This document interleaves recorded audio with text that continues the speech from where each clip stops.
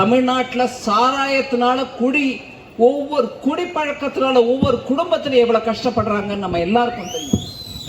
அந்த குடிப்பழக்கத்துல நம்ம ஆட்களை அடிமையாகாம அவங்களுக்கு நல்ல விதமா வேலை வாய்ப்பு கொடுத்து நல்ல குடும்பத்தை காப்பாற்றக்கூடிய அந்த செயல நம்ம எடுத்துட்டு வரணும்னு பார்த்துட்டு இருக்கையில அவங்க ஒரு குடும்பம் வாழணும்ன்றதுக்காக போதை பொருள்களை கூட இறக்குமதி பண்ணி நம்ம இளைஞருடைய வாழ்க்கை முழுக்க பாழாக்கும் அந்த குடும்பத்தை நம்ம திருப்பி ஒரு முறை கூட தேர்ந்தெடுக்க கூடாது என்பது என்னுடைய கைகூப்பி உங்களை கேட்டுக்கொள்ளக்கூடிய ஒரு விண்ணப்பம்.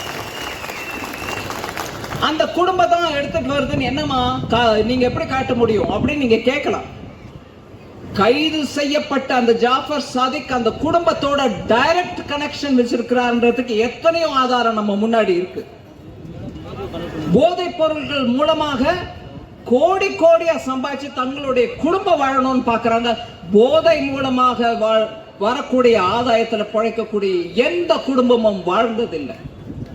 பிறரின் வாழ்க்கையை கெடுத்து இளைஞரின் வாழ்க்கையை கெடுத்து அதன் மூலமாக வரக்கூடிய ஆதாயம் தமிழ்நாட்டுக்கு வேண்டவே வேண்டாம், எந்த குடும்பத்துக்கும் வேண்டாம். அந்த மாதிரி போதைப் பொருளை வைத்துக் கொண்டு அந்த ஆதாயத்தை வச்சுக்கொண்டு அரசியல் செய்யக்கூடிய அந்த குடும்பத்தை நம்ம நிராகரிக்கணும், முழுமையா அவங்கள தோக்கடிக்கணும். போதை தமிழ்நாட்டுக்கு வேண்டாம். அந்த சாராயம் ஒன்னே நம்மளால இன்னும் கட்டுப்படுத்த முடியாத இருக்கக்கூடிய இந்த நிலையில போதைப் பொருளை எடுத்துட்டு வரக்கூடிய இந்த குடும்பத்தை நமக்கு 4 கேள்வி கேட்கணும் நிக்க வச்சு.